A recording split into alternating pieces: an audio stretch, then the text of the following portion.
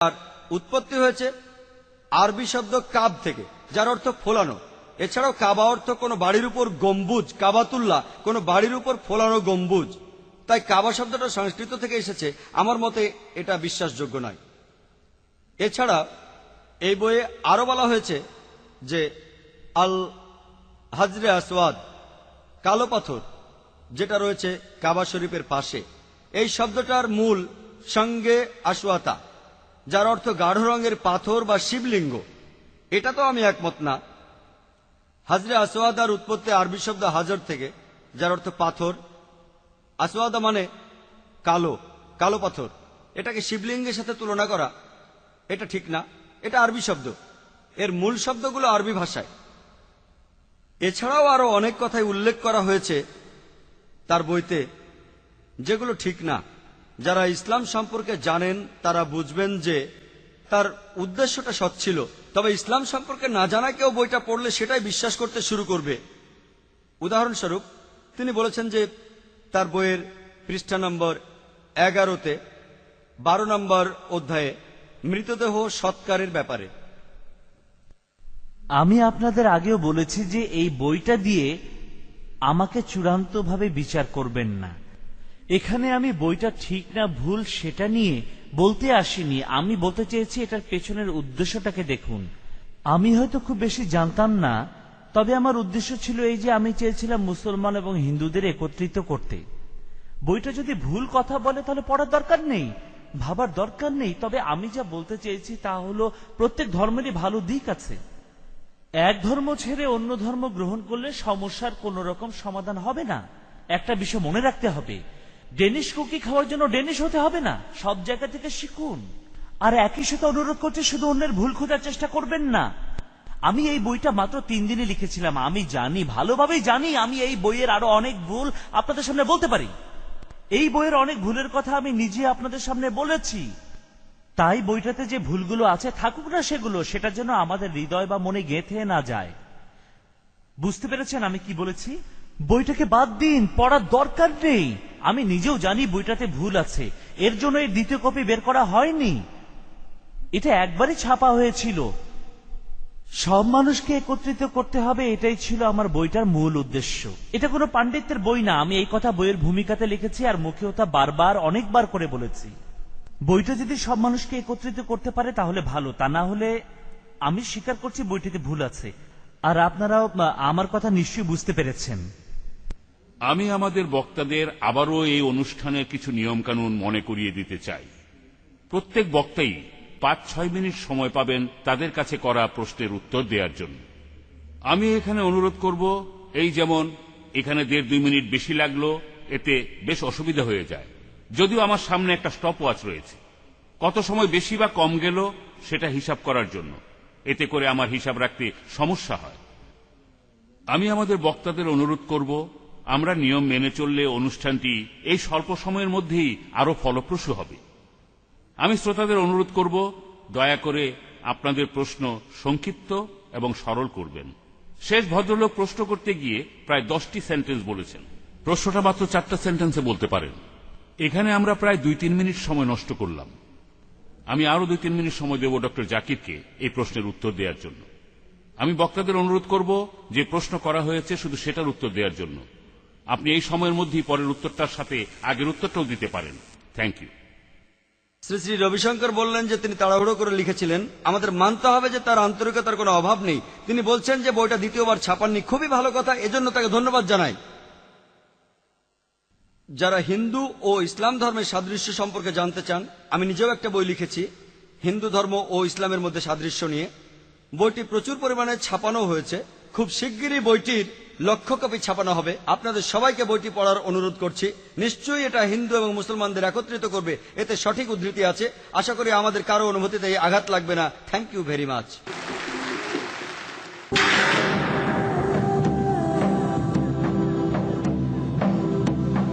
এবার প্রশ্ন করা হচ্ছে শ্রী শ্রী রবিশঙ্করের কাছে মহিলাদের মধ্য থেকে। 3 নম্বর মাইক। আসসালামু আলাইকুম। আমার নাম আসিয়া সামিরা হাসিব। আমি একজন quality assistant engineer, lead Cisco systems. আমার প্রশ্নটা হচ্ছে শ্রী শ্রী রবিশঙ্করের উদ্দেশ্যে। তিনি ভালোবাসার সম্পর্কে বলেছেন, অন্যদের না বদলানোর কথা বলেছেন। এছাড়াও তিনি এই পৃথিবীর সবাইকে ভালোবাসার সময় যুক্তি ব্যবহারে নিষেধ করেছেন। আমি তার সাথে সম্পূর্ণ একমত, কিন্তু আমার একটা বিষয় পরিষ্কার করতে ওনার উত্তরটা জানা দরকার। পৃথিবীতে আজকের দিনে আমরা প্রায় শুনি যে আত্মঘাতী বোমা হামলা, সন্ত্রাসী আক্রমণ ইত্যাদি কথা। এই ধরনের ঘৃণ্য অপরাধের সাথে যারা জড়িত তাদেরও কিছু উদ্দেশ্য আছে, তাই তার উদ্দেশ্যকে আমার শ্রদ্ধা করতে হবে। তাহলে আপনি যেহেতু বললেন যে সবাইকে ভালোবাসতে হবে এবং আমিও তাকে ভালোবাসবো, এছাড়াও আপনি যুক্তি ব্যবহার করতে নিষেধ করেছেন, তাহলে সে যে ভুল কাজ করছে এটা বলার কোনো অধিকার আমার নেই। এই ব্যাপারটা আমাকে একটু পরিষ্কার করে বলবেন প্লিজ। আপনাকে ধন্যবাদ। আমি কখনো যুক্তি ব্যবহারে নিষেধ করিনি, প্লিজ আমার কথার ভুল ব্যাখ্যা করবেন না। আমি বলেছি কুতর্ক করবেন না, ভুল যুক্তি ব্যবহার করা যাবে না। আর যুক্তি প্রদান করে একমাত্র কথা নয়, হ্যাঁ, আপনি অবশ্যই আত্মঘাতী হামলাকারী বা সন্ত্রাসীকে থামাবেন। তারা মনে করছে শুধু তারাই ঠিক, তাদের লক্ষ্য উদ্দেশ্য ঠিক, আর শুধুমাত্র তাদেরই এই পৃথিবীতে বাঁচার অধিকার রয়েছে। অন্য মানুষ বা অন্য কোনো ধর্মবিশ্বাসের ভিত্তির উপর তাদের কোন রকম শ্রদ্ধাবোধ নেই। তারা এতই উগ্রপন্থী যে তাদেরকে এই পথ থেকে অবশ্যই থামাতে হবে। আমি কখনো বলিনি যুক্তি ব্যবহার করবেন না, আমি বলেছি এমন যুক্তি দেবেন না যাতে মানুষ আলাদা হয়ে যায়। ভুল যুক্তি ব্যবহার করে কাউকে কখনোই দোষারোপ করবেন না। মানুষকে দোষারোপ করার জন্য আমরা আসিনি। সবচেয়ে বড় অপরাধীরা বর্তমানে যারা কারাগারে শাস্তি ভোগ করছে, এমন 1,25,000 কয়েদি আমাদের প্রোগ্রাম ফলো করছে, ব্রিদিং এক্সারসাইজ, সুদর্শন ক্রিয়া। দেখবেন তাদের ভেতরে এবং জীবনে কি পরিবর্তন এসেছে। তাই আমি আপনার প্রশ্নের উত্তরে বলছি যে আমি কখনোই যুক্তির বিরুদ্ধে অবস্থান করছি না। আমি আপনাকে অযৌক্তিক হতে বলছি না, তাদের কিছু শেখাবেন না, না, আমি এমন কথা বলছি না। তবে যুক্তির কথা বলে অন্য মানুষের ঐতিহ্যকে কখনোই অশ্রদ্ধা করবেন না, এটা সবার প্রতি আমার একান্ত অনুরোধ। এর পরের প্রশ্ন মহিলাদের কাছ থেকে ডক্টর জাকিরের কাছে। হ্যাঁ, আমার প্রশ্নটা ডক্টর জাকির নায়েকের কাছে। তবে প্রথমেই আমি শ্রী শ্রী রবি শঙ্করকে ধন্যবাদ জানাই আজকের অনুষ্ঠানে তার এই জ্ঞানগর্ভ বক্তৃতার জন্য। ধন্যবাদ শ্রী শ্রী রবি শঙ্করজি। আমার প্রশ্ন জাকির ভাইয়ের কাছে। মহানবী মোহাম্মদ সাল্লাল্লাহু আলাইহি ওয়াসাল্লামের কথা কি হিন্দু ধর্মগ্রন্থে ভবিষ্যৎবাণী করা হয়েছে? বোন, আপনি প্রশ্ন করেছেন যে মহানবী মোহাম্মদ সাল্লাল্লাহু আলাইহি সাল্লামের কথা হিন্দু ধর্মগ্রন্থে বলা হয়েছে কি না। আমি এখানে আবারও এই বইটা সাহায্য নেব, তবে প্লিজ শ্রী শ্রী রবিশঙ্কর এই বইয়ের 26 নম্বর পৃষ্ঠায় লিখেছেন, শিরোনাম হল নবী মোহাম্মদ সাল্লাল্লাহু আলাইহি সাল্লাম, নবী মোহাম্মদ সম্পর্কে বেদের ভবিষ্যৎবাণী। তিনি রেফারেন্স দিয়েছেন ভবিষ্য পুরাণা পর্ব 3, খণ্ড 3, অধ্যায় 3, শ্লোক হচ্ছে 5 থেকে 6। গুরুজি, এটাই একমাত্র রেফারেন্স যেটা আপনি এই বইয়ে উল্লেখ করেছেন, এটা একদম খাঁটি, এটা পুরোপুরি ঠিক। আমি আপনার সাথে পুরোপুরি একমত। নবী মোহাম্মদ সম্পর্কে বেদের ভবিষ্যৎবাণী এই শিরোনামে।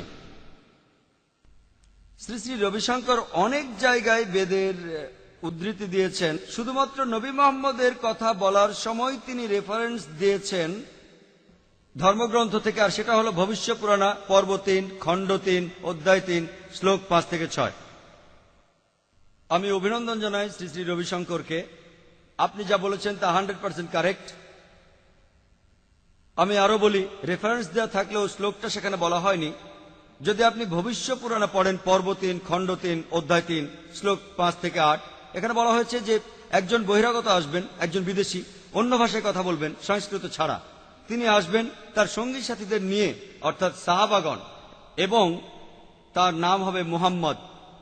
আর রাজা ভোজ এই ব্যক্তিকে স্বাগত জানাবেন সম্মানের সাথে এবং বলবেন, ও মানব জাতির গর্ব, ও আরবের অধিবাসী। সংস্কৃত শব্দটা হলো মরস্থল। সেই ব্যক্তি আসবেন বালির স্থান থেকে, একটি মরুভূমি থেকে, এবং তিনি এক বিশাল কাহিনী তৈরি করবেন শয়তানকে ধ্বংস করে। মোহাম্মদ সাল্লাল্লাহু সাল্লামের কথা আরো উল্লেখ আছে ভবিষ্য পুরাণায় পর্ব 3 খণ্ড 3 অধ্যায় 3 শ্লোক 10 থেকে 27 যে সর্বশক্তিমান ঈশ্বর বলছেন, এর আগে শত্রুকে হত্যা করা হয়েছে, এবার আরো শক্তিশালী শত্রু আসছে। আমি একজন ব্যক্তিকে পাঠাবো যার নাম মোহাম্মদ, যাতে করে মানুষজন ঠিক পথে থাকে। এবং ও রাজা, তুমি পিশাচদের রাজ্যে কখনো যেও না, আমি তোমাকে আমার দয়া দিয়ে শুদ্ধ করে নেব। অলৌকিক ক্ষমতা সম্পন্ন এক ব্যক্তি এসে বলবেন যে ঈশ্বর পরমাত্মা তাকে পাঠিয়েছেন, এজন্য যে আর্য ধর্ম অর্থাৎ সত্যের ধর্ম যেন টিকে থাকে। আমি সত্যের ধর্মকে প্রতিষ্ঠা করে যাব। আমার অনুসারীদের সুন্নতে খাতনা দেয়া থাকবে। আমরা জানি যে মহানবী সাল্লাল্লাহু আলাইহি ওয়াসাল্লামের অনুসারীরা খাতনা করেন, তাদের মাথার পেছনে কোনো লেজ থাকে না, সিন্ডিও থাকে না, তাদের মুখে দাড়ি থাকবে। তারা একটা বিপ্লব সৃষ্টি করবে, তাদের ইবাদতের সময় আজান দেবে। তারা সব সময় হালাল প্রাণী খাবে, তবে শূকরের মাংস খাবে না। আর কোরআনে 4 জায়গায় উল্লেখ আছে, সূরা আল বাকারার 173 নম্বর আয়াতে, সূরা আল মাইদার 3 নম্বর আয়াতে, সূরা আল আনামের 145 নম্বর আয়াতে এবং সূরা আল নেহালের 115 নম্বর আয়াতে যে আপনারা শূকর খাবেন না। আরো উল্লেখ আছে যে তারা নিরামিষভোজী হবে না, আমিষভোজী হবে, তাদের বলা হবে মুসলমান। মহানবী সাল্লাল্লাহু আলাইহি সাল্লামের কথা আরো বলা হয়েছে ভবিষ্য পুরাণায় পর্ব 3 খণ্ড 1 অধ্যায় 3 শ্লোক 21 থেকে 23। তার কথা আরো বলা হয়েছে অথর্ববেদে 20 নম্বর গ্রন্থের 127 নম্বর অনুচ্ছেদের 1 থেকে 14 পরিচ্ছেদে, যাকে বলা হয় কুনটাপ সুপ্তাস। কুনটাপ মানে লুকানো গ্রন্থি, যার অর্থ পরে জানা যাবে।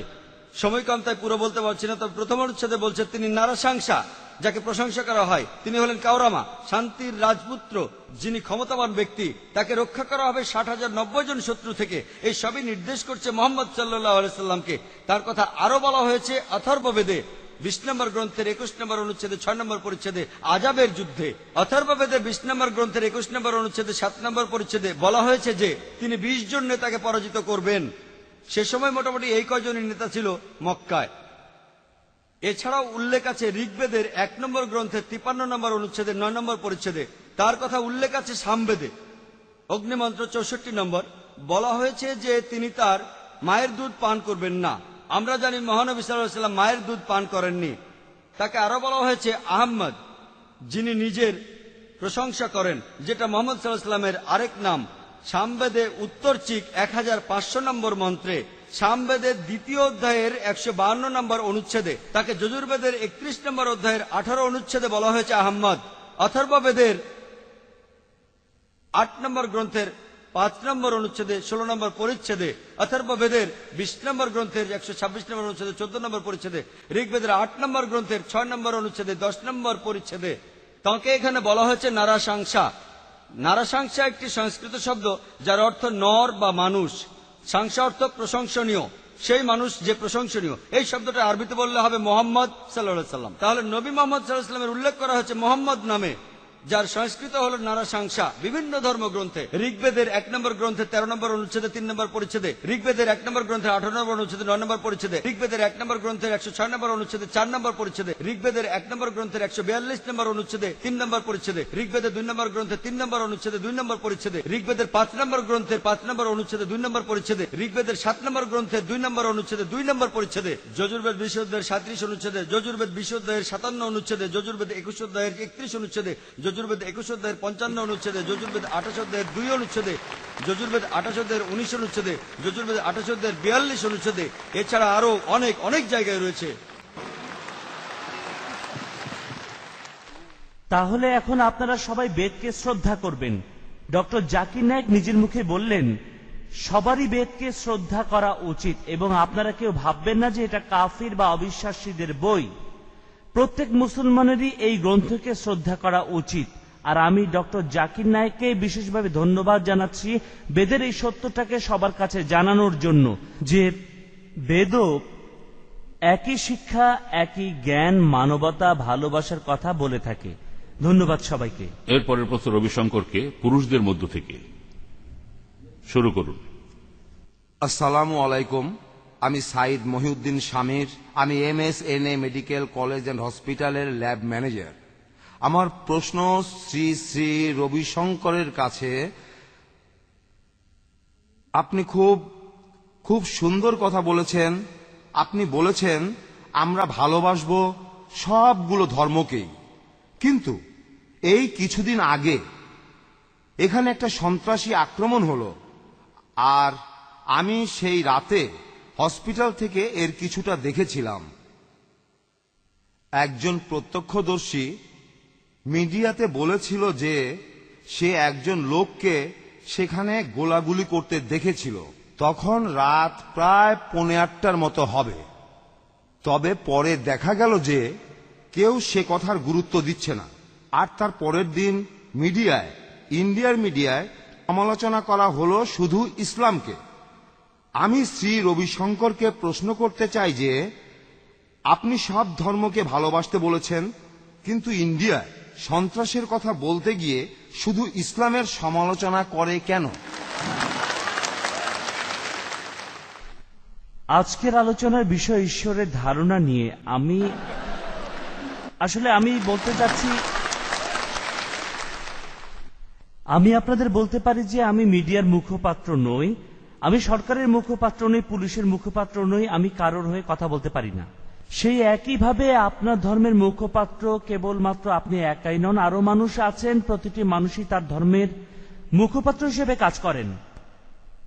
এখনকার দিনে মানুষ সন্ত্রাসী কর্মকাণ্ডে বেশ আতঙ্কিত হয়ে পড়েছে, আর দুর্ভাগ্যজনকভাবে এর সাথে শুধু ইসলামকেই জড়ানো হয়েছে, যেটা একেবারেই ঠিক নয়। তবে এই চেহারাটা, এই মানসিকতাটা আমাদেরকে বদলাতে হবে। ইসলাম ধর্মের অনুসারীরা অন্য ধর্মকে মেনে নিতে পারে না। এই চেহারাটা পাল্টে ইসলামের অনুসারীদের আরো বেশি বেশি সংযমী হতে হবে। আপনারা এখানে যারা উপস্থিত রয়েছেন, আমি দেখতে পাচ্ছি আমার সামনে অনেক তরুণ এবং জ্ঞানীগুণী রয়েছেন। আপনাদেরকে এটা শুরু করতে হবে যাতে করে ইসলাম সম্পর্কে মানুষের ধারণা পাল্টায়। আর আমার ধারণা এটাই প্রথম পদক্ষেপ। আজ যেমন আমরা হিন্দু মুসলমান একত্রিত হয়েছি, এভাবে আমরা আবারও একত্রিত হব আর পৃথিবীকে দেখিয়ে দেব যে আমরা শান্তি ভালোবাসি, একে অপরকে শ্রদ্ধা করি এবং অন্যের ধর্মকে শ্রদ্ধা করি, কাউকে আমরা দোষারোপ করি না। ধন্যবাদ সবাইকে।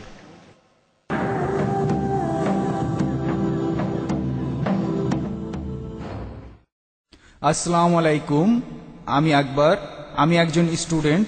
আমার প্রশ্নটা হলো, শ্রী শ্রী রবিশঙ্কর জি তার লেখা একটা বইতে বলেছেন যে কোরআন মুসলমানদের অনুমতি দিয়েছে যে তারা কাফেরদের হত্যা করবে। কথাটা কতখানি সত্যি সে ব্যাপারে কিছু বলবেন কি? আমি শ্রোতাদের অনুরোধ করব, শ্রী শ্রী রবিশঙ্করজির অনুরোধেই বলছি, শ্রোতাদের আবারও বলছি যে দয়া করে ওনার লেখা বইটা নিয়ে আর কোনো প্রশ্ন করবেন না। কারণ উনি স্বীকার করেছেন যে কিছু বিষয় হতে পারে বইটাতে কিছু ভুল আছে, কিন্তু আর উদ্দেশ্য সেটা ছিল না। এটা আমাদের বুঝতে হবে।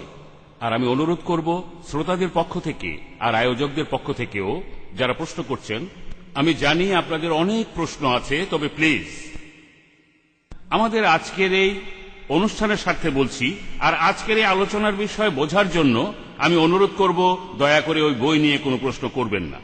এটা বাদে আপনি অন্য প্রশ্ন করতে পারেন, আপনি অন্য কোনো প্রশ্ন করতে চাইলে করতে পারেন, না হলে পরের জনকে প্রশ্ন করতে দিন। আপনি একই টাইপের প্রশ্ন করতে পারেন, তবে উনি কি বলেছেন সেটা নিয়ে আর প্রশ্ন না। আমি অনুরোধ করব দয়া করে উনি কি বলেছেন সেটা নিয়ে আর সমালোচনা করবেন না, কারণ উনি নিজেই স্বীকার করে নিয়েছেন যে তিনি এ ব্যাপারে কম জানেন। আজকের এই মিটিংয়ে আমরা এসেছি আমাদের সাদৃশ্যগুলো দেখতে। কোনো একটা বিশেষ ব্যাপারে একজনের হয়তো একটু কম জ্ঞান থাকতে পারে, কোনো ব্যাপারে শ্রী শ্রী রবিশঙ্করজির হয়তো ডক্টর জাকির নায়কের চেয়ে বেশি জানেন, আর সেজন্য সেভাবে বলতেও পারবে। সে একইভাবে ডক্টর জাকির নায়ক হয়তো কিছু কিছু ব্যাপারে শ্রী শ্রী রবিশঙ্করজির চাইতে বেশি জানেন। আজকের এই অনুষ্ঠানে আমাদের উদ্দেশ্য ছিল আপনাদের একত্রিত করা। এবার আপনি প্রশ্ন করতে পারেন, অথবা আপনার পরের জনকে প্রশ্ন করার সুযোগ দিতে পারেন। হ্যাঁ, বলুন। আসসালামু আলাইকুম, আমার নাম আয়াজ কাজী। আমার প্রশ্নটা হলো, হিন্দু আর ইসলাম ধর্মে সর্বশক্তিমান ঈশ্বর কি আমাদের আমিষ জাতীয় খাদ্য খাবারের ব্যাপারে কোনো অনুমতি দিয়েছেন? ভাই, আপনি প্রশ্ন করেছেন যে হিন্দু আর মুসলমানদের ধর্মগ্রন্থে ঈশ্বর আমাদের আমিষ জাতীয় খাদ্য খাওয়ার অনুমতি দিয়েছেন কিনা। এখন ইসলামের দৃষ্টিকোণ থেকে বলতে গেলে কোনো মুসলমান যদি শুধু নিরামিষ খাবার খায় তারপরে সে খাঁটি মুসলিম হতে পারে। ইসলামে এমন কোনো নির্দেশ নেই যে আপনি শুধু নিরামিষই খাবেন। তবে পবিত্র কোরআনে সূরা মাইয়েদার 1 নম্বর আয়াতে আছে যে তোমাদের অনুমতি দেয়া হলো সেই সব চতুষ্পদ প্রাণীর মাংস খাওয়ার জন্য যাহা হালাল, বাকিগুলো হারাম। পবিত্র কোরআনে সূরা নাহলের 5 নম্বর আয়াতে উল্লেখ আছে, এছাড়াও সূরা মুমিনুনের 21 নম্বর আয়াতে উল্লেখ আছে যে তিনি চতুষ্পদ জন্তু সৃষ্টি করিয়াছেন যাহাতে তোমরা শীত নিবারণ করিতে পারো এবং উহার মাংস খাইতে পারো। তাহলে আল্লাহ আমাদের আমিষ খাওয়ার অনুমতি দিয়েছেন। খাওয়াটা বাধ্যতামূলক না, তবে খেতে চাইলে খেতে পারেন। আর বিজ্ঞানও বলে আমিষ জাতীয় খাবারে প্রচুর খাদ্যগুণ থাকে, খেতে সুস্বাদু।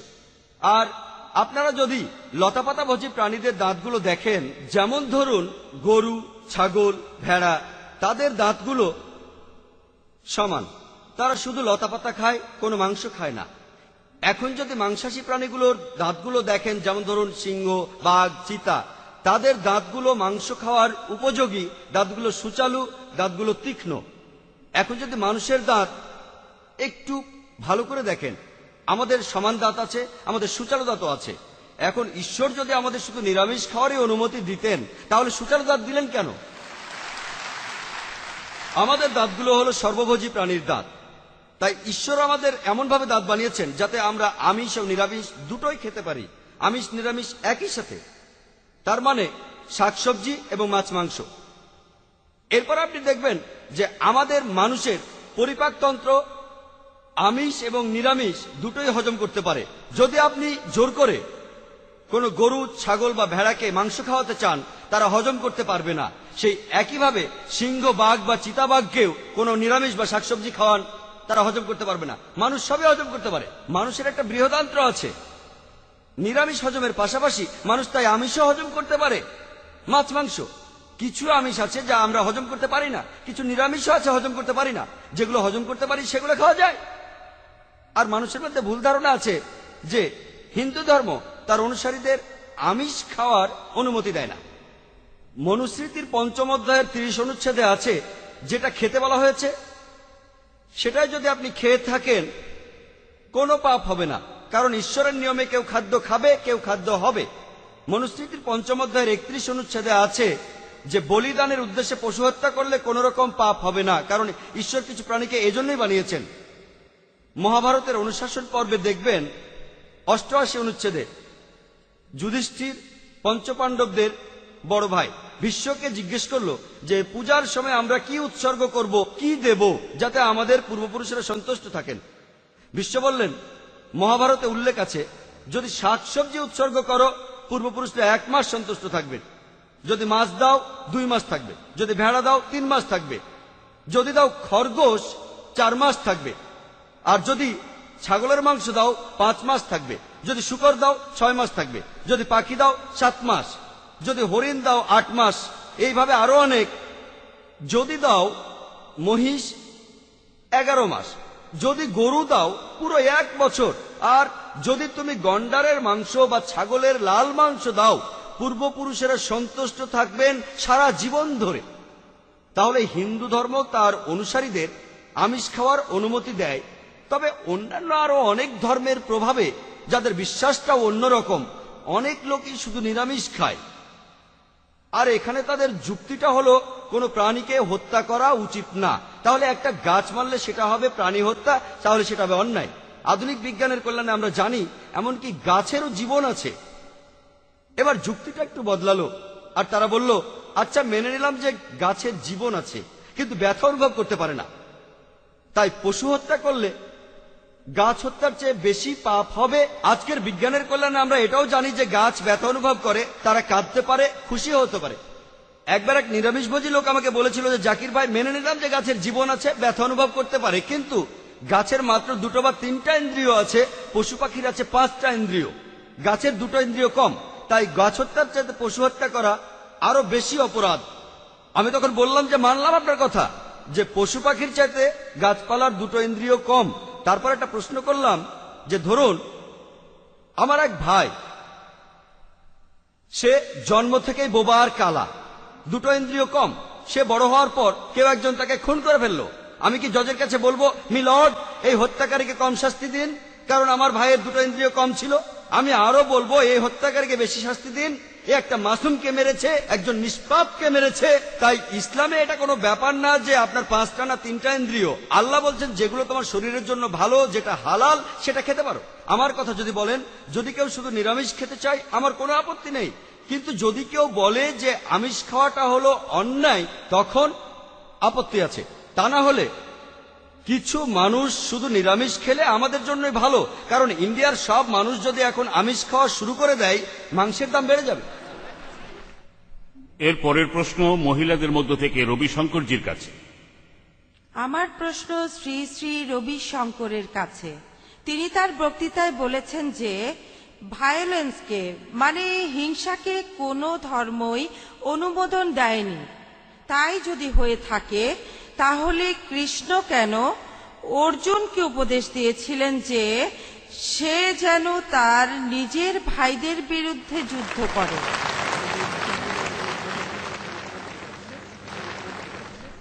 আপনি যদি যুদ্ধের পক্ষে যুক্তি খুঁজতে যান সেটা তাহলে সব ধর্মে পাবেন। জিহাদির আছে, এছাড়াও খ্রিস্টানদের ধর্মগ্রন্থে যীশুখ্রিস্টই বলেছেন যে আমি শান্তির জন্য আসিনি, ঝগড়া বাঁধাতে এসেছি, বাবার সাথে ছেলের এবং মায়ের সাথে মেয়ের। এসব কথাকে আমাদের ভুল পথে চালিত করলে হবে না। মহাভারতে স্পষ্ট করে বলা আছে, কৃষ্ণ অর্জুনকে বলছেন যুদ্ধ করো, তবে ক্রোধ দিয়ে নয়, ন্যায়ের জন্য যুদ্ধ করো, ধর্ম স্থাপনের জন্য যুদ্ধ করো। আত্মঘাতী বোমা হামলাকারী দিয়ে নিরীহ মানুষদের মেরে আপনি পৃথিবীতে আতঙ্ক ছড়াতে পারেন না। আপনাকে ধর্ম আর ন্যায় পালন করতে হবে। আর গীতা তো একই কথা বলা হয়েছে, একজন যোদ্ধাকে লড়তে হবে। আমি এটা বলছি না যে কোথাও কোনো গোলমাল বাঁধলে পুলিশ চুপচাপ বসে থাকবে, পুলিশ সেখানে অবশ্যই আসবে। আর যদি কোনো রায়ট হয় তাহলে মানুষকে রক্ষা করবে, আর সেটাই হলো তাদের কর্তব্য। অর্জুন একজন যোদ্ধা হিসেবে তার কর্তব্য থেকে পালিয়ে বেড়াচ্ছিল। একজন যোদ্ধা হিসেবে সে তার কর্তব্য পালন করছিল না, তাই কৃষ্ণ তাকে বুঝিয়েছিল কর্তব্য পালনের জন্য।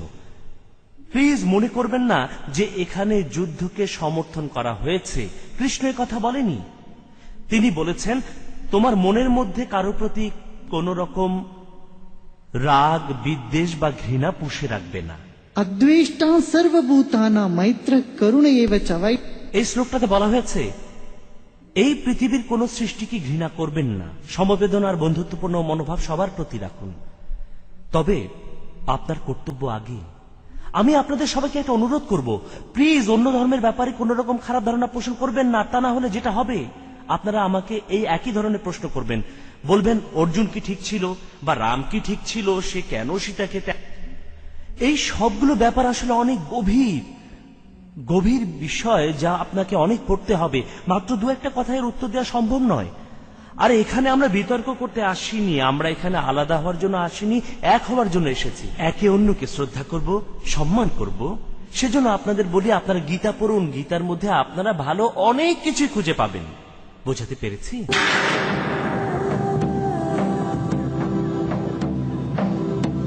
এর পরের প্রশ্ন ডক্টর জাকিরের কাছে মহিলাদের মধ্য থেকে। আসসালামু আলাইকুম, আমার নাম আরশিয়া রাজা, আর আমার প্রশ্ন ডক্টর জাকির নায়েকের কাছে। তবে আমার প্রশ্নটা করার আগে আমি একটা কথা বলতে চাই যে আমি শ্রী শ্রী রবিশঙ্করজির ব্রেদিং টেকনিকটা নিয়ে অনুশীলন করেছি, আর এই অনুশীলন থেকে আমি যেটা পেয়েছি এটা অনুসরণ করে যতটা আল্লাহর কাছাকাছি যেতে পেরেছি আগে কখনো তা অনুভব করিনি। ডক্টর জাকির নায়েকের কাছে আমার প্রশ্ন হলো, ইসলাম ধর্ম আমি যতটা বুঝি ঈশ্বরের ধারণা সম্পর্কে খুব গুরুত্বপূর্ণ একটা ব্যাপার হলো যে তিনি সর্বব্যাপী। এর মানে কি এই নয় যে ঈশ্বর এই বিশ্ব জগতের প্রত্যেকটা অণুতে, প্রত্যেকটা পরমাণুতে উপস্থিত থাকেন? এ ব্যাপারটা একটু পরিষ্কার করবেন। বোন, আপনি প্রশ্ন করেছেন আপনি যতটা বুঝতে পারেন যে ঈশ্বর হলেন সর্বব্যাপী, যে প্রত্যেক অণু পরমাণুতে তিনি আছেন, আর আমার মতামত কি। আমি কোরআনের একজন ছাত্র। আমি কোরআনে এমন কোনো আয়াত পাইনি যেটা বলছে যে ঈশ্বর হলেন সর্বব্যাপী, আর এমন কোন সহিহ হাদিসও নেই যেটা বলছে যে ঈশ্বর সর্বব্যাপী। তবে আমি জানি যে এক একজন এক একভাবে চিন্তা করবে যে ঈশ্বর কোথায় আছেন। আমাদের নবী মুহাম্মদ সাল্লাল্লাহু আলাইহি সাল্লাম বলেছেন, এই প্রশ্নটার খাতিরে বলছি, এটা নিয়ে তর্ক করবেন না। একবার এক মহিলা, সে গিয়েছিল নবীজির কাছে। নবীজি পরীক্ষা করতে চাইলেন তার বিশ্বাস, তার ঈমান। তাই জিজ্ঞেস করলেন, আল্লাহ কোথায়? মহিলা আঙ্গুল তুলল, তিনি সবার উপরে। নবীজি বললেন, ঠিক বলেছ। আমি জানি এক একজন মানুষ আসলে এক একভাবে চিন্তা করে, তবে কোরআন বা হাদিসের কোথাও এমন কথা লেখা নেই যে ঈশ্বর হলেন সর্বব্যাপী, আর আল্লাহর এমন কোনো নামও শুনিনি যেটার অর্থ হলো সর্বব্যাপী। আশা করি উত্তরটা পেয়েছেন। এর পরের প্রশ্ন পুরুষদের মধ্য থেকে শ্রী শ্রী রবিশঙ্করজির কাছে। আসসালামু আলাইকুম ওয়া রাহমাতুল্লাহি ওয়া বারাকাতুহু। আমার নাম সাদিক ভাই। আমি হিন্দু থেকে মুসলমান হয়েছি। 2005 সালের জানুয়ারি মাসে চেন্নাই শহরে ডক্টর জাকির নায়েক একটা বিশাল মিটিং করেছিলেন। আল্লাহর অশেষ রহমতে আমি সেই মিটিংয়ে ছিলাম। সেখানে আমি তৌহিদের আলোর সন্ধান পেয়েছি, আর আমি সত্যিকারের সৃষ্টিকর্তা সম্পর্কে জানতে পেরেছি। আমি স্বেচ্ছায় আর নির্দ্বিধায় ইসলাম গ্রহণ করেছিলাম, কোন রকম প্রশ্ন করিনি। এখন আমার প্রশ্ন হলো, আপনি আপনার প্রশ্নটা করেন। আমার ভলান্টিয়ারদের বলবো যে একটু খেয়াল রাখতে। আমাদের বক্তারা যথেষ্ট জানেন, তারা এই বিষয়টা জানেন। আপনি সরাসরি প্রশ্নটা করেন কোনো ভূমিকা ছাড়া। ধরে নিচ্ছি আমাদের বক্তারা আপনাদের প্রশ্ন শুনলেই পেছনের ভূমিকা বুঝতে পারবেন।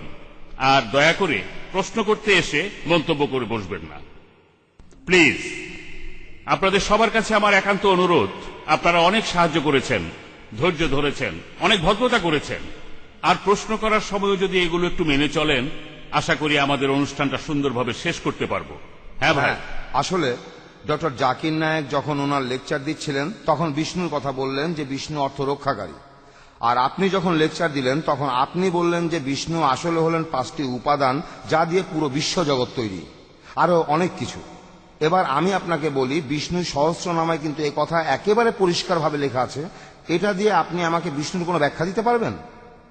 বরদরম বিষ্ণুম শশিবর্ণম চতুর্ভুজম প্রসন্নবদনম ধ্যায়েৎ সর্ববিঘ্নোপশান্তয়ে यस्य स्मरणमात्रेण जन्म संसारबन्धनात् निमुच्यते नमः तस्मै विष्णवे सर्वजिष्णवे। ओम नमो विष्णवे प्रभविष्णवे। श्रीवैशम्पायन उवाच শুদ্ধমানশেষেণ ভাবনাশে সর্বসগ। আমি এখানেই থেমে যাচ্ছি। এখন আপনার কাছে আমার প্রশ্নটা হলো, এক্সকিউজ মি ভাই, দেখেন আপনি যেটা করছেন, প্রথম একটা ভূমিকা বলে নিয়ে তারপর প্রশ্নটা করছেন। প্লিজ কোনো ভূমিকা করবেন না, আপনার প্রশ্নটা সরাসরি করে ফেলুন। ধরে নিচ্ছি আমাদের বক্তারা প্রশ্ন শুনলে বুঝতে পারবেন। হ্যাঁ, আপনার মাইক চালু করা হলো। এখন আপনাকে 1 মিনিট সময় দেয়া হলো, আর আপনাকে একটা প্রশ্ন শেষ করতে হবে এই 1 মিনিটে। এক্সকিউজ মি গুরুজি, এখন আপনি দয়া করে যে বিষ্ণু সহস্রনামাটা বললাম সেটার সারমর্মটা বলেন।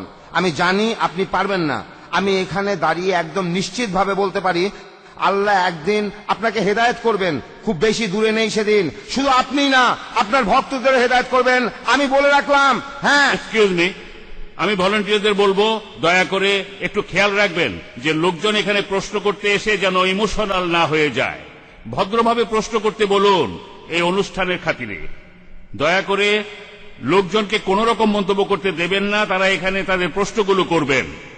এটা মোটেও উচিত হচ্ছে না। আমাদের এখানে 2 জন জ্ঞানী লোক আছেন, আর তাদের সম্মান করতে হবে। যদি কেউ এই ধরনের প্রশ্ন আবার করেন, আমি ভলান্টিয়ারদের বলবো তাকে পেছনে পাঠিয়ে দেবেন। আপনারা যদি প্রয়োজন হয় আমি আপনাদের বলবো, যদি বের করে দিতে হয় বের করে দেবেন। Thank you. এই যুবকের জন্য আমার বেশ দুঃখ হচ্ছে। সে ভুল উদ্ধৃতি দিল, আর সে উন্মত্ত হয়ে আছে, আর সে ভাবছে আল্লাহ একদিন হয়তো আমাকে তার আশীর্বাদ দেবেন। বাবাজি, তিনি আমাকে আশীর্বাদ করেছেন, তিনি আমার অনেক কাছে, আর সেই কারণে আমি বুঝতে পারি যে আপনার মতো যুবকদের কারণে আজ পৃথিবীতে ইসলামের নামে এত বদনাম ছড়াচ্ছে। আপনার ধারণা আপনি শুধু একই সত্যিটা জানেন, আর কেউ সত্যিটা জানে না। বাবাজি, আপনি বোঝার চেষ্টা করুন, একটু সম্মান করুন। এইসব ধর্মগ্রন্থের কথাগুলো অনেক গভীর। আপনি যতখানি বললেন তারপরে আরো অনেক আছে, সেগুলো পড়েন, সেগুলো গভীরে প্রবেশ করেন। শুধু বাইরে মলাটটাই দেখবেন না, কথাগুলোর গভীরে প্রবেশ করুন। ঠিক আছে, আপনি একটা হিন্দু পরিবারে জন্মেছিলেন, তারপরে আপনি ইসলাম ধর্ম গ্রহণ করেছেন, কিন্তু কোনো কিছু বাতিল করে দিয়ে অন্য কিছু গ্রহণ করা শুধু এটাই বোঝায় যে আপনি কতখানি অজ্ঞ। এটা বোঝায় না যে আপনি জ্ঞানী।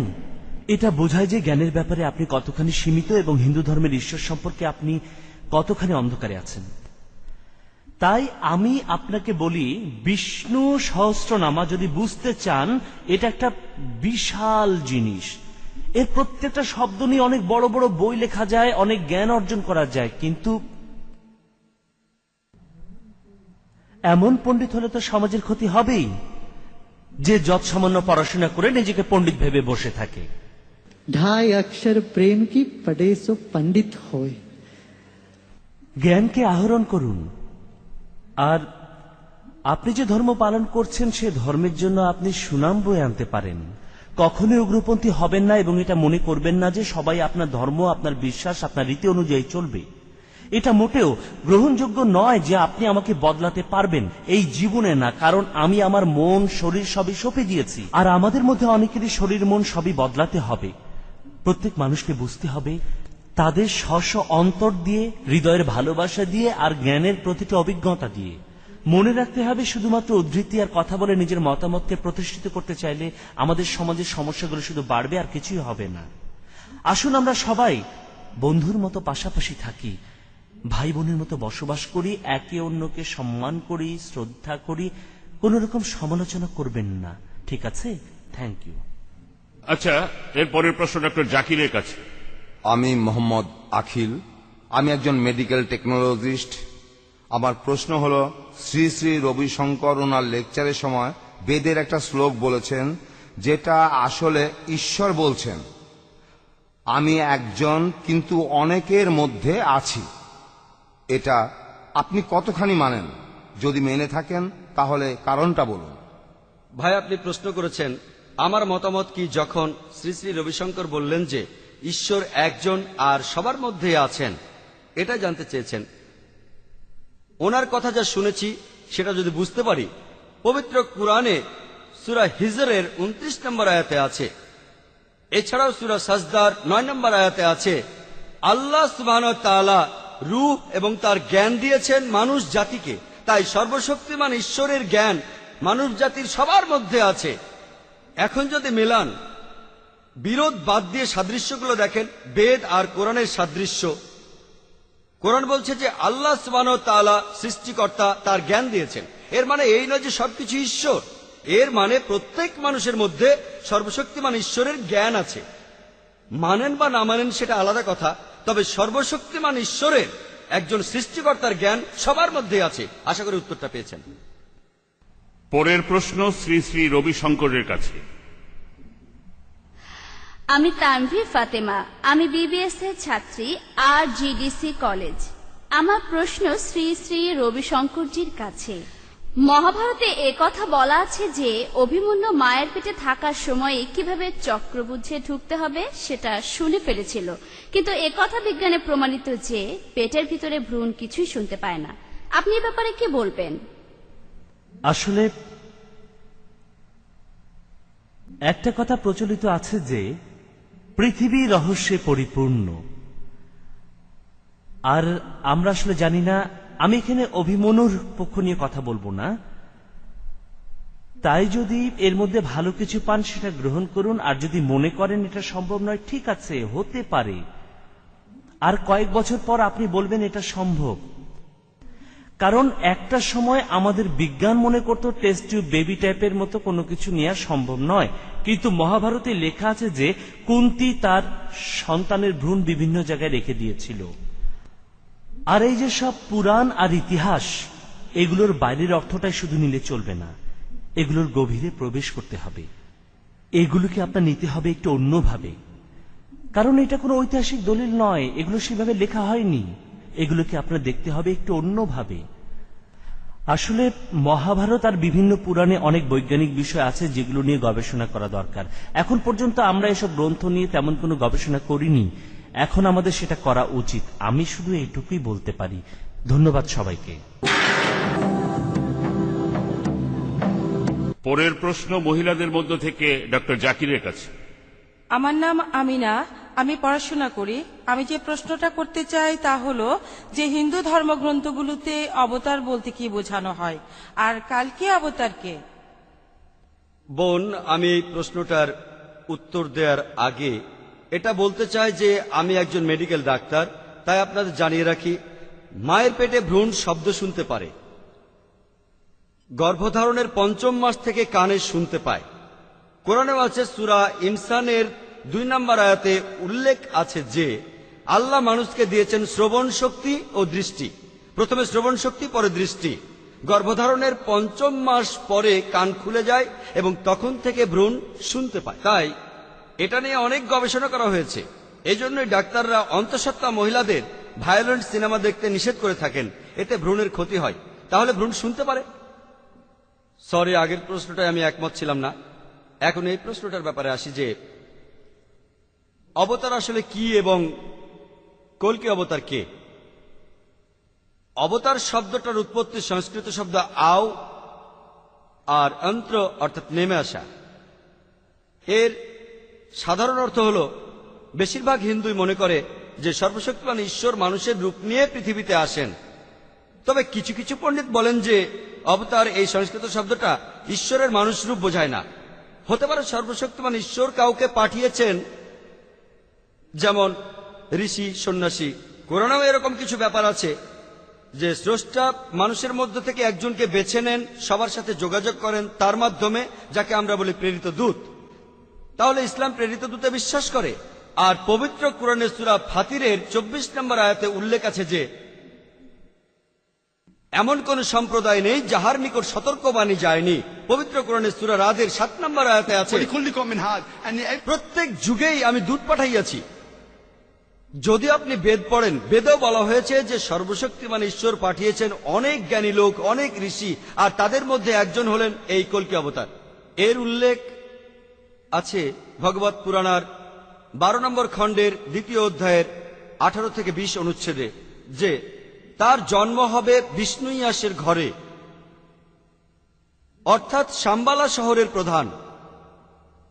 তার নাম হবে কল্কি এবং প্রভু নেমে আসবেন। আরো উল্লেখ আছে যে তার থাকবে ৮টি অসাধারণ গুণ। তিনি একটি সাদা ঘোড়ায় চড়বেন, ডান হাতে থাকবে একটি তরবারি, এবং তিনি দুর্বৃত্তদের ধ্বংস করবেন। এছাড়াও ভগবত পুরাণার ১ম খণ্ডে ৩য় অধ্যায়ের ২৫ অনুচ্ছেদে আছে, কলি যুগে যখন রাজারা হবে ডাকাতের মতো, যখন রাজারাই হবে ডাকাত, বিষ্ণুইয়াসের ঘরে কল্কি জন্ম নেবে। আরো উল্লেখ আছে কল্কি পুরাণার ২য় অধ্যায়ের ৪ অনুচ্ছেদে তার বাবার নাম হবে বিষ্ণুইয়াস। কল্কি পুরাণার ২য় অধ্যায়ের ৫ অনুচ্ছেদে আছে যে ৪ জন সহচর তাকে সাহায্য করবে। কল্কি পুরাণার ২য় অধ্যায়ের ৭ অনুচ্ছেদে আছে যে যুদ্ধক্ষেত্রে তাকে বিভিন্ন দেবদূত বা ফেরেশতা সাহায্য করবে। কল্কি পুরাণার ২য় অধ্যায়ের ১১ অনুচ্ছেদে আছে যে তার জন্ম হবে বিষ্ণুইয়াসের ঘরে এবং সুমতির গর্ভে। কল্কি পুরাণের ২য় অধ্যায়ের ১৫ অনুচ্ছেদে আছে তিনি মাসের ১২ তারিখে জন্মাবেন। এক কথায় কল্কি অবতার নিয়ে আরো কথা বলা যায়। এক কথায় বলা যায় তার বাবার নাম বিষ্ণুইয়াস, যার অর্থ সৃষ্টিকর্তার পূজারী। মোহাম্মদ সাল্লাল্লাহু আলাইহি ওয়াসাল্লামের বাবার নাম আব্দুল্লাহ, যার অর্থ সৃষ্টিকর্তার পূজারী। তার মায়ের নাম হবে সুমতি, যার অর্থ শান্তিপূর্ণ, অচঞ্চল। মোহাম্মদ সাল্লাল্লাহু আলাইহি ওয়াসাল্লামের মায়ের নাম আমিনা, যার অর্থ শান্তিপূর্ণ, অচঞ্চল। তার জন্ম হবে শাম্বালা শহরের একটি এলাকায়। শাম্বালা মানে শান্তিপূর্ণ একটি জায়গা, আর মক্কাকে বলা হয় দারুল আমান, শান্তিতে পরিপূর্ণ একটি জায়গা। বলা আছে যে তিনি জন্মাবেন শাম্বালা শহরের প্রধান ব্যক্তির ঘরে। আমরা জানি মুহাম্মদ সাল্লাল্লাহু আলাইহি সাল্লাম জন্মেছিলেন মক্কার প্রধান ব্যক্তির ঘরে। তিনি জন্মাবেন মাসের দ্বাদশ দিনে। আমরা জানি মুহাম্মদ সাল্লাল্লাহু আলাইহি সাল্লাম রবিউল আউয়ালের ১২ তারিখে জন্মেছিলেন। বলা হয়েছে যে তিনি হবেন অন্তিম ঋষি, তিনিই হবেন সর্বশেষ ঋষি। মুহাম্মদ সাল্লাল্লাহু আলাইহি সাল্লাম সম্পর্কে পবিত্র কোরআনের সূরা আল আজাবের ৪০ নম্বর আয়াতে উল্লেখ আছে যে মা কানা মুহাম্মাদুন আবা আহাদিম মির রিজালিকুম ওয়ালাকিন রাসূলুল্লাহ ওয়া খাতামুন নবিয়্যিন। নবী মুহাম্মদ সাল্লাল্লাহু আলাইহি সাল্লাম তিনি আল্লাহর রাসূল, সর্বশেষ নবী। আরো বলা আছে তিনি আসমানি কিতাব পাবেন, সেটা পাবেন গুহার ভেতরে, তারপর দক্ষিণে গিয়ে ফিরে আসবেন। আমরা জানি মোহাম্মদ সাল্লাল্লাহু সাল্লাম প্রথম ওহী পেয়েছিলেন জবলে নূরে বসে, আঙ্গারে হীরা, আলোর পাহাড়ে বসে। তিনি দক্ষিণে মদিনায় গিয়ে আবার ফিরে আসেন। বলা আছে যে তার 8টি অসাধারণ গুণ থাকবে। এই গুণগুলোর নাম হলো জ্ঞান, আত্মসংযম, জ্ঞান বিতরণ, সম্ভ্রান্ত বংশ, সাহস, শক্তি, পরোপকার ও মহানুভবতা। এই 8টা গুণ মোহাম্মদ সাল্লাল্লাহু সাল্লামের ছিল। আরো আছে যে তিনি পুরো মানব জাতিকে পথ দেখাবেন। পবিত্র কোরআনের সূরা সাবার 28 নম্বর আয়াতে উল্লেখ আছে যে তিনি সমগ্র মানব জাতির জন্য সুসংবাদদাতা। আরো বলা আছে যে তার থাকবে একটি সাদা ঘোড়া। আমরা জানি মোহাম্মদ সাল্লাল্লাহু আলাইহি ওয়াসাল্লাম বুরাকে চড়েছিলেন, অর্থাৎ সাদা ঘোড়ায়। তার ডান হাতে থাকবে একটি তরবারি। মোহাম্মদ সাল্লাল্লাহু আলাইহি ওয়াসাল্লাম যুদ্ধে অংশ নিয়েছিলেন, তার সবগুলোই ছিল আত্মরক্ষার জন্য, আর তিনি ডান হাতে তরবারি ধরতেন। বলা আছে 4 জন সহচর তাকে সাহায্য করবে। এখানে বলা হচ্ছে খোলাফায়ে রাশেদিনের কথা, হযরত আবু বকর, হযরত ওমর, হযরত ওসমান, হযরত আলী। বলা আছে তাকে দেবদূত সাহায্য করবে। আমরা জানি মোহাম্মদ সাল্লাল্লাহু আলাইহি ওয়াসাল্লামকে সাহায্য করেছিলেন ফেরেশতারা বদরের যুদ্ধে। একথা সূরা আল ইমরানের 123 থেকে 125 নম্বর আয়াতে আছে। এছাড়াও সূরা আনফালের 8 ও 9 নম্বর আয়াতে আছে।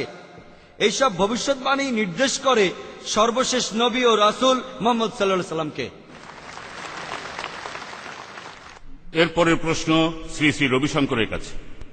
এই পুরুষদের মধ্য থেকে। আমার নাম রাসেল, আমি বিকমের ছাত্র। আমার প্রশ্ন শ্রী শ্রী রবিশঙ্করের কাছে। আমার প্রশ্নটা হলো হিন্দু ধর্মের বিভিন্ন মতবাদের উপর। ইসলামে কুরআন আর সহিহ হাদিস দিয়ে যে কোনো বিশ্বাস বা মতবাদকে পরীক্ষা করা যায়, আর ইসলামে যেসব ধর্মীয় নেতা আছে সবাই তাদের মানে। কিন্তু হিন্দু ধর্মে বিভিন্ন পুরোহিত বা উঁচু বর্ণের লোকেরা যেসব কিছু করে বা মানে, তারা যেসব মেনে চলে তা বেদের সাথে মেলে না। আপনি বললেন যে বেদ দিয়েই আমরা আমাদের মতবাদগুলো পরখ করতে পারি, কিন্তু যখনই বেদে ঈশ্বর মাংস খাওয়ার অনুমতি দিয়েছেন, পুরোহিতরা বলছেন অন্যরকম। বেদ বলছে ঈশ্বরের কোনো মূর্তি বা ছবি নেই, কিন্তু পুরোহিতরা বলছে অন্য কথা।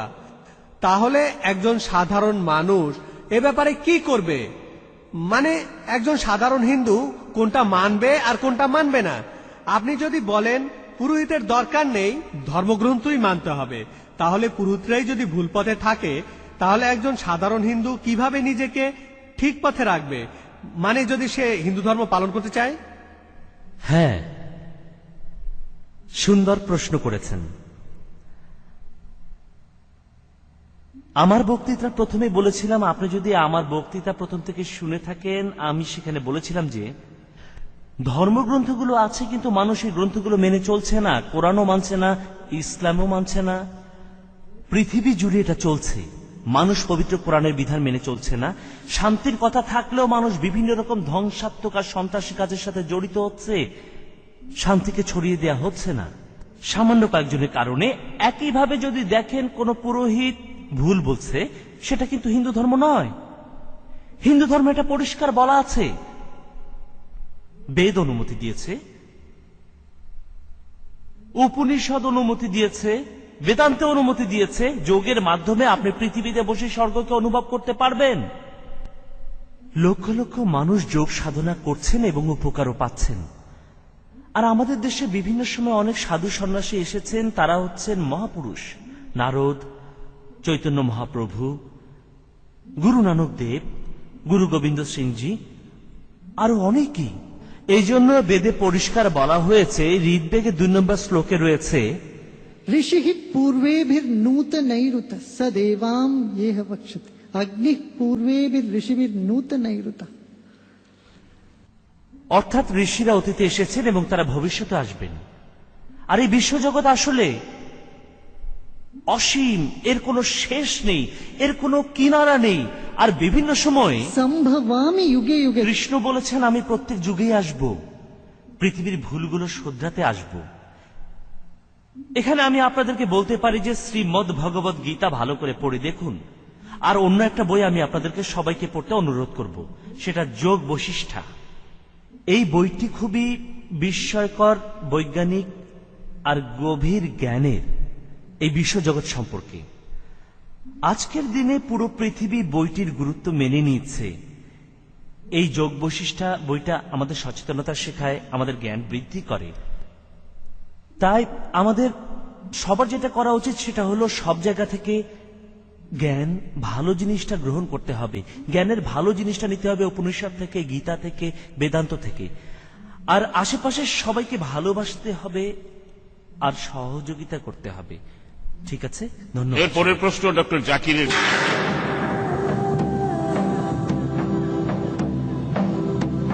আমার নাম বিজয় কুমার, আমি একজন টিভি টেকনিশিয়ান। ডক্টর জাকির নায়েকের কাছে আমার প্রশ্ন, ইসলামে পুনর্জন্ম বলে কিছু আছে কিনা? কিছু মুসলমান বলে যে পুনর্জন্ম আছে। আরেকটা প্রশ্ন হলো, কিয়ামতের দিনটা আসলে কি? ওই দিনই যারা মারা যাবে তাদের বিচার কখন হবে? আপনি প্রশ্ন করেছেন ভাই বিজয় যে ইসলামে পুনর্জন্ম আছে কিনা, আর কিয়ামতের দিন কেউ মারা গেলে সেদিনই তার বিচার হবে কিনা।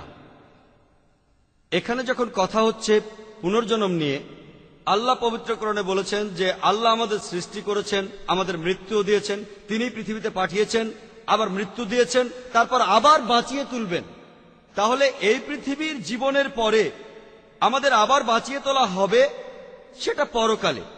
তাহলে আপনি যদি মৃত্যুর পরে জীবন নিয়ে বলেন হ্যাঁ ইসলামে পরকাল আছে, কিন্তু আপনি যদি হিন্দু দর্শনের মতো কোন নিয়মের কথা বলেন, সংস্কারের কথা, যেটা বলছে আপনি জন্মাবেন, মারা যাবেন, তারপর আবার জন্মাবেন, আবার মারা যাবেন, যেটাকে বলে জন্ম আর পুনর্জন্মের চক্র বা পুনরায় জন্মগ্রহণ করা, তাহলে না, আমরা একবারই দুনিয়ায় এসেছি আর একবারই যথেষ্ট। যদি ভালোভাবে দেখেন, আমি বেদের একজন ছাত্র, হিন্দু ধর্মগ্রন্থগুলিরও। এই সংস্কারের দর্শনটা এসেছে ভগবদ গীতার একটা শ্লোক থেকে। 4th অধ্যায়ের 22 অনুচ্ছেদে আছে যে মানুষ যেমন পুরনো কাপড় চোপড় ছেড়ে নতুন কাপড় চোপড় পরে, একইভাবে আত্মা একটা শরীর ছেড়ে নতুন আরেকটা শরীরে প্রবেশ করে। এর উল্লেখ আছে বৃহদারণ্যক উপনিষদের 4th অংশের 4th অধ্যায়ের 3 অনুচ্ছেদে। শুয়োপোকা যেমন ঘাস বেয়ে উপরে উঠে যায়, তারপর অন্য ঘাসে লাফ দেয়, একইভাবে মানুষের আত্মা একটা শরীর ছেড়ে আরেক শরীরে প্রবেশ করে। তবে এই দর্শনটা আমার মতামত অনুযায়ী বেদে এটার উল্লেখ নেই। বেদে বলা হচ্ছে পুনর্জন্মের কথা। 10 নম্বর গ্রন্থে 19 নম্বর পরিচ্ছেদের 4 ও 5 নম্বর অনুচ্ছেদে পুনর্মানে পরবর্তী, জনম মানে জীবন, পুনর্জীবন, পরবর্তী জীবন ঠিক আছে, কোরআনও পরবর্তী জীবনের কথা বলছে। তবে এভাবে বলা হচ্ছে না যে জন্ম মৃত্যু, জন্ম মৃত্যু, জন্ম মৃত্যু। আমার জানা মতে বেদের কোথাও নেই। শ্রী শ্রী রবিশঙ্কর নিজেই বলেছেন বেদ সবার উপরে। তাহলে যদি বেদ আর ভগবদ গীতা মিলিয়ে দেখেন, সেই সাথে উপনিষদ, তাহলে সব ঠিক আছে। আমাদের শরীর আছে, আমাদের আত্মাও আছে। শরীরের মৃত্যু হলে আমরা আবার পরবর্তী জীবনে ফিরে আসব। এখানে আমি পুরো একমত যে মৃত্যুর পরে জীবন আছে। তবে এমন না যে জন্ম মৃত্যু, জন্ম মৃত্যু। এই দর্শন বা সংস্কারটা এনেছিলেন হিন্দু পণ্ডিতরা, কারণ তারা আসলে বুঝতে পারেননি যে কেন একজন মানুষ জন্ম থেকেই বোবা, কালা, কারো হৃৎপিণ্ডের মারাত্মক অসুখ, কেউ হয় স্বাস্থ্যবান, কেউ অসুস্থ হয়, কেউ বড়লোকের ঘরে, কেউ গরিবের ঘরে। তারা যে দর্শনটা আনলেন সেটা হলো কর্ম, মানুষের কার্যকলাপ, বিভিন্ন কাজ যেটা করবেন ধর্মের নিয়মে। তাহলে কাজের উপর নির্ভর করে আপনি কি কাজ করলেন, এর পরের জীবনে যদি আপনি ভালো কাজ করে থাকেন তাহলে আপনি বড় ঘরে জন্মাবেন, আর খারাপ কাজ করলে জন্মাবেন নিচু পর্যায়ে। তাহলে আপনি বদলাতে থাকবেন, কখনো মানুষ, কখনো গাছ, আবার মানুষ, আর সবচেয়ে উপরে হলো মানুষ, যেটা 7 বার ঘটতে পারে। এর সাথে ইসলাম একমত না। বেদ যে পুনর্জন্ম বা পরবর্তী জীবন সেটা মানলাম, আমরা একবার পৃথিবীতে এসেছি সেটা যথেষ্ট। ইসলাম কি বলে? পবিত্র কোরআন সূরা মুলকের 2 নম্বর আয়াতে আছে, আল্লাহ সৃষ্টি করিয়েছেন জীবন ও মৃত্যু তোমাদেরকে পরীক্ষার জন্য। পবিত্র কোরআন সূরা আল বাকারার 155 নম্বর আয়াতে আছে, অবশ্যই তিনি পরীক্ষা করবেন, ক্ষুধা দিয়ে, ভয় দিয়ে, জীবনের ক্ষতি দিয়ে, ফল ফসলের ক্ষতি দিয়ে, ধন সম্পদের ক্ষতি দিয়ে। তাহলে আল্লাহ এই জীবন বানিয়েছেন পরকালের পরীক্ষার জন্য। এই দর্শন নিয়ে বলতে গেলে যে কেন মানুষ পঙ্গু হয়, কেন ধনীর ঘরে কেউ জন্মায়, কেউ গরিবের ঘরে জন্মায়, পবিত্র কোরআন সূরা আনফালের 28 নম্বর আয়াতে আছে যে আল্লাহ তোমাদিগকে দিয়েছেন সম্পদ এবং সন্তানাদি তোমাকে পরীক্ষার জন্য। এই জীবন পরকালের জন্য একটা পরীক্ষা। তাই কাউকে আল্লাহ পাঠিয়েছেন বড়লোকের ঘরে, কাউকে গরিবের ঘরে। এটা আসলে পরীক্ষা। এখন ধনী লোকদের আল্লাহ বলেছেন প্রত্যেক ধনী লোক যার অতিরিক্ত সম্পদ আছে তারা 85 গ্রাম সোনা জাকাত হিসেবে দেবে প্রতি বছর 2.5%। গরিব লোকের কোনো জাকাত দেয়া লাগবে না। আমরা বলি যে গরিব আদমি টাকা পয়সা নেই, জাকাতের পরীক্ষায় সে পাবে 100তে 100 মার্ক। ধনী লোক ঠিকভাবে জাকাত দিতে পারে, আবার নাও দিতে পারে। যদি সে পুরোপুরি জাকাত দেয় তাহলে 100তে 100 নম্বর পাবে, অল্প জাকাত দিলে অল্প নম্বর পাবে, কোনো জাকাত না দিলে পাবে 0। গরিব লোক জাকাতের পুরো নম্বর পাবে। একটা পরীক্ষা। একইভাবে আল্লাহ পরীক্ষা করতে গিয়ে কাউকে দেন সুস্বাস্থ্য, কারো সন্তান জন্মায় অসুস্থ হয়ে। এটা আগের জন্মের পাপের কারণে নয়, কারণ ইসলাম ধর্ম অনুযায়ী প্রত্যেক শিশুই নিষ্পাপ, সে মাসুম। এটা বাবা মায়ের পরীক্ষা। যদি কারো হৃৎপিণ্ডের অসুখ থাকে, সে আগের জন্মে কোনো পাপ করেনি। গরিব হয়ে জন্মানো কোনো পাপ না, কারণ বেহেশতে যাওয়ার জন্য আপনার টাকা পয়সা থাকলে হবে না, স্বাস্থ্য দিয়ে হবে না। আল্লাহ আসলে মা বাবার পরীক্ষা নিচ্ছেন। তাহলে এইভাবে আমরা পরের জীবনে বিশ্বাস করি, সেখানে আমাদের বিচার হয়। পবিত্র কোরআনে সূরা ইমরানের 185 নম্বর আয়াতে আছে, কুল্লু নাফসিন যায়কাতুল মউত, জীব মাত্র মৃত্যুর স্বাদ গ্রহণ করিবে, কর্মফল পূর্ণ মাত্রায় দেওয়া হবে কিয়ামতের দিন। পৃথিবীতে যদি পাপ করেন আংশিক শাস্তি পাবেন, আবার নাও পেতে পারেন। চূড়ান্ত শাস্তি হবে পরকালে গিয়ে। বেদেও এই কথা বলা আছে, যেমন স্বর্গ আর নরক। যদি কাজ ভালো করেন আপনি স্বর্গে যাবেন, অর্থাৎ বেহেশতে যাবেন। আর কিয়ামতের দিন প্রত্যেকেই, যারা মারা গেছে এ পর্যন্ত সব মানুষ, প্রথম দিন থেকে শেষ দিন পর্যন্ত সবাইকে কিয়ামতের দিন আবার বাঁচিয়ে তোলা হবে। আর সেখানে আল্লাহ ন্যায় বিচার করবেন। যাদের যা প্রাপ্য তারা ঠিক সেটাই পাবেন। ভালো কাজ করলে পুরস্কার পাবেন, খারাপ কাজে শাস্তি পাবেন। আশা করি উত্তর পেয়েছেন। এবারে শেষ দুটি প্রশ্ন মহিলাদের মধ্য থেকে। প্রথমটা শ্রী শ্রী রবিশঙ্করজির কাছে, তারপর ডক্টর জাকির নায়েকের কাছে, তারপর আমরা অনুষ্ঠান শেষ করব। হ্যাঁ বোন, আপনার প্রশ্নটা করে ফেলুন। আসসালামু আলাইকুম। আমার নাম নুসরাত ফাতিমা, আমি একজন হাউসওয়াইফ। আমি প্রথমেই ডাক্তার জাকির নায়েককে ধন্যবাদ জানাতে চাই তার এই লেকচারের জন্য। এক্সকিউজ মি, তাড়াতাড়ি প্রশ্ন করেন, আমাদের হাতে সময় কম। ঠিক আছে, ওনাকে অনেক ধন্যবাদ। আমার প্রশ্নটা হলো, আমরা আজ কথা বললাম শান্তি আর ভালোবাসা নিয়ে, যাতে আমরা এই পৃথিবীতে সুন্দরভাবে থাকতে পারি। অন্য কথায় আমাদের জীবন হবে সহজ, সরল, নিরাপদ। আমি শ্রী শ্রী রবিশঙ্করের কাছে প্রশ্ন করব যে আমাদের প্রথম কর্তব্য কি? আমাদের দায়িত্ব কি মানুষের প্রতি, এই পৃথিবীর সব মানুষের প্রতি, নাকি আমাদের দায়িত্ব এই পৃথিবী এবং মানুষের সৃষ্টিকর্তার প্রতি? Thank you. হ্যাঁ, একটা ব্যাপারে আমি ভিন্নমত পোষণ করি। আগের প্রশ্নটার ব্যাপারে বলছি, আমরা ইন্ডিয়ায় হিন্দু ধর্মের লোকেরা অবশ্যই পুনর্জন্মে বিশ্বাস করি। বর্তমান সময় পৃথিবী জুড়ে মনোবিজ্ঞানীরা রিগ্রেশনের মাধ্যমে সুস্থতার জন্য রোগীদের চিকিৎসা করে থাকেন। যারা পুনর্জন্ম বিশ্বাস করে না তাদেরও কিছু চমৎকার অভিজ্ঞতা হচ্ছে, কারণ মন এবং সচেতনতা আসলে শক্তি আর বুদ্ধি ছাড়া কিছুই হয় না। আর থার্মোডায়নামিক্সের সূত্র বলে, প্রথম সূত্র এটা বলে, সচেতনতা অসীম। এমনকি বিজ্ঞানও এটা প্রমাণিত যে সচেতনতা হচ্ছে চলমান, এটা চলতেই থাকে। এটা দিয়ে শিশুদের ব্যবহারের ব্যাখ্যা দেওয়া যায়। 3-4 বছরের শিশু ভায়োলিন বাজাতে পারে, বীণা বাজাতে পারে, কারো কাছে না শিখে বাজাতে পারে। আমি নিজে এর একটা দৃষ্টান্ত। আমি পুরো গীতা জানতাম, এটা আমাকে কেউ শেখায় নেই। আসলে এগুলো হচ্ছে কিছু সংস্কার যেগুলো আমরা বিশ্বাস করি। তাই আমার মতামতটা এখানে প্রকাশ করছি যে জৈন ধর্ম, বৌদ্ধ ধর্ম, শিখ ধর্ম, হিন্দু ধর্ম, তাওইজম, শিন্টোইজম, এইসব ধর্মই পরজন্মে বিশ্বাস করে, আর এরা সবাই আত্মার অমরত্বে বিশ্বাস করে। এবার আমি মানুষের কর্তব্যের ব্যাপারে বলছি। হ্যাঁ, এটা খুবই গুরুত্বপূর্ণ একটা বিষয়। সবার আগে যেটা দরকার আমাদের ভালোবাসা আর বিশ্বময় শান্তি ছড়াতে হবে, এটা আমাদের প্রথম কর্তব্য। আর এভাবে কাজ করা মানেই আমরা বিশ্বাস করি যে লোক অন্য মানুষের সেবা করে সে আসলে তার ঈশ্বরকে সেবা করছে। তাই অন্যকে সাহায্য করার মধ্য দিয়ে ঈশ্বরকে খুঁজে পাওয়া যায়। উদাহরণস্বরূপ বিখ্যাত ইসলামিক পণ্ডিত শরীফ সাহেব এবং আরো অনেকে আছেন, তারা সবাই এই মতবাদের প্রশংসা করেছেন, ভালো বলেছেন। এটা আমাদের সবার জন্যই বেশ ভালো।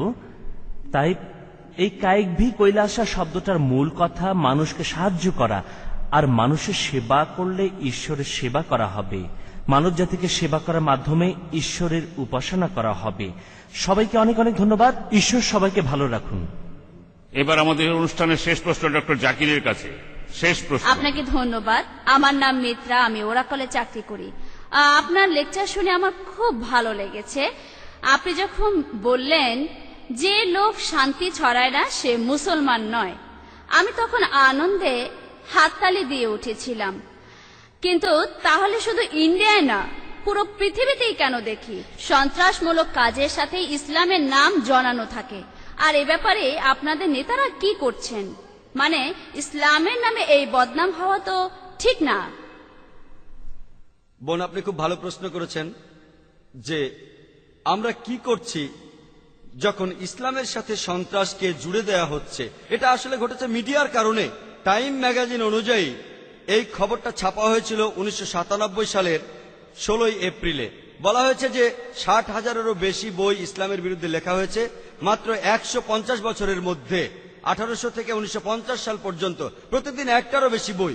আর এই 9 সেপ্টেম্বরের পরে এটা আরো অনেক বেড়েছে। মানুষ উদ্ধৃতি দিচ্ছে কোরআন থেকে, কিন্তু প্রসঙ্গ বাদ দিয়ে ইসলাম সম্পর্কে এমন কথা বলা হচ্ছে যা সত্যি নয়। এগুলো একটা হলো পবিত্র কোরআনের সূরা তাওবার 5 নম্বর আয়াত, যখনই কোনো কাফেরকে সামনে পাবে তাকে মেরে ফেলো। যদি আপনি কোরআন পড়েন, সূরা তাওবার 5 নম্বর আয়াত বলা হয়েছে যখনই কোনো কাফিরকে পাবে মেরে ফেলো। এটা কোনো প্রসঙ্গ ছাড়া। প্রসঙ্গটা আছে প্রথম দিকের আয়াতে। একটা শান্তি চুক্তি হয়েছিল মুসলমানদের সাথে মক্কার মুশরিকদের। এই চুক্তিটা আবার মক্কার মুশরিকরাই ভেঙেছিল। এই সময় আল্লাহ এই 5 নম্বর আয়াত নাজিল করে বললেন, তোমরা 4 মাসের মধ্যে সব ঠিক করো, তারপর যুদ্ধের প্রস্তুতি নাও। আর যুদ্ধের ময়দানে আল্লাহ মুসলমানদের পরীক্ষা করেন। যখন তোমার শত্রু, যখন কাফিররা তোমাকে যুদ্ধক্ষেত্রে মারার জন্য আসে, তখন যুদ্ধ করো, তাদের মারো। একইভাবে একজন আর্মি জেনারেল তার সৈনিকদের মরণপণ যুদ্ধ করতে বলবেন, তাদের মরে যেতে বলবেন না। তাই এই উদ্ধৃতি প্রসঙ্গ ছাড়া। আর ইন্ডিয়াতে ইসলামের একজন সমালোচক অরুণ সুরি, তিনি বই লিখেছেন দ্য ওয়ার্ল্ড অফ ফতোয়া। আর এখানে সূরা তাওবার 5 নম্বর আয়াত বলার পর তিনি লাভ দিয়েছেন 7 নম্বর আয়াতে। এটা কেন জানেন? কারণ 6 নম্বর আয়াতে এটার উত্তর। 6 নম্বর আয়াত বলছে, যদি কোনো কাফির আশ্রয় প্রার্থনা করে, শান্তি চায়, তার ক্ষতি করিও না, তাকে নিরাপদ জায়গায় পৌঁছাইয়া দাও। আর কোরআন যুদ্ধের কথা বলে শেষ অস্ত্র হিসেবে, যখন যুদ্ধ ছাড়া আর কোনো উপায় থাকে না। তবে সব সময় বলে যে শান্তিই ভালো। যদি তারা শান্তি চায়, শান্তিতে থাকতে দাও। আর আমি বিভিন্ন ধর্মের ছাত্র হিসেবে বলছি, পৃথিবীর সবগুলো প্রধান ধর্মেই তাদের গ্রন্থে যুদ্ধের কথা বলা হয়েছে, তবে শেষ উপায় হিসেবে যাতে শান্তি বজায় থাকে। সেই একইভাবে শ্রী শ্রী রবিশঙ্করজি বলেছিলেন গীতার কথা। কৃষ্ণ অর্জুনকে উপদেশ দিচ্ছে প্রথম অধ্যায়ের 43 থেকে 48 অনুচ্ছেদে। অর্জুন বলছে সে যুদ্ধক্ষেত্রে তার অস্ত্র মাটিতে ফেলে দেবে। আরো বলছে, আমার আত্মীয়দের সাথে যুদ্ধ না করে আমি নিরস্ত্র অবস্থায় মারা যাব। এরপরেই আছে ভগবত গীতার 2য় অধ্যায়ের 2 ও 3 অনুচ্ছেদে শ্রীকৃষ্ণ বলছেন, কিভাবে এমন চিন্তা তোমার মাথায় আসলো? এটা তোমাকে স্বর্গ থেকে অনেক দূরে নিয়ে চলে যাবে। কেমন করে তুমি এতটা শক্তিহীন হয়ে গেলে? তারপরে কৃষ্ণ বলেছেন ভগবত গীতার 2য় অধ্যায়ের 31 থেকে 33 অনুচ্ছেদে, তুমি একজন ক্ষত্রিয়, তুমি একজন যোদ্ধা, যুদ্ধ করা তোমার কর্তব্য। সেই ক্ষত্রিয় সৌভাগ্যবান যে যুদ্ধ করার সুযোগ পায়। আর যদি মহাভারত পড়েন, মহাভারতে কোরআনের চাইতে অনেক বেশি যুদ্ধের কথা বলা আছে। তবে হিন্দুরা আমাকে বলে এটা মিথ্যার বিরুদ্ধে সত্যের যুদ্ধ। আমি বলি কোরআন ওই কথা বলছে, তাহলে সমস্যা কোথায়? আমরা সবাই একমত। তাই আপনি যদি প্রসঙ্গ সহ পড়েন যে সব ধর্মই শেষ উপায় হিসেবে শান্তি প্রতিষ্ঠার জন্য যুদ্ধ করার অনুমতি দেয়। শ্রী শ্রী রবিশঙ্কর নিজেই বলেছেন, যোদ্ধার কর্তব্য হলো যুদ্ধ করা। এখন প্রত্যেক দেশেই পুলিশ বাহিনী আছে, তাই অপরাধীদের থামিয়ে রাখার জন্য, শান্তি প্রতিষ্ঠার জন্য পুলিশ বাহিনী অপরাধীদের উপর শক্তি প্রয়োগ করে। সেজন্য পবিত্র কোরআন অনুমতি দেয়। তবে কিছু লোক প্রসঙ্গ ছাড়া কথা বলে, ইসলামের নিন্দা করে। এই জন্যই লোকে ইসলামের সাথে সন্ত্রাসকে জড়ায়। আরো বিস্তারিত জানতে চাইলে আমার ভিডিও ক্যাসেট দেখতে পারেন, jihad and terrorism in the right perspective. আশা করি উত্তরটা পেয়েছেন। ওয়াখির দাওয়ানা আলহামদুলিল্লাহ রাব্বিল আলামিন। আমি আপনাদের সবাইকে ধন্যবাদ জানাতে চাই। সবার আগে ধন্যবাদ দেব সর্বশক্তিমান আল্লাহকে। তার ইচ্ছাতেই আমরা এই অনুষ্ঠানটা সফলভাবে শেষ করতে পারলাম। সবাই আমরা একত্রিত হতে পারলাম।